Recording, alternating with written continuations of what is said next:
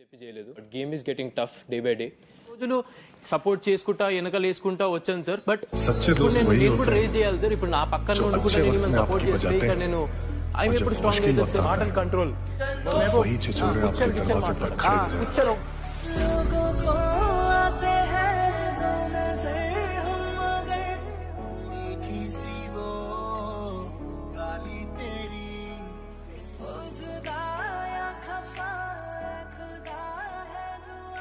Task చేసే టైంలో Akhil time count చేసి హెల్ప్ చేస్తానని చెప్పడం జరుగుతుంది.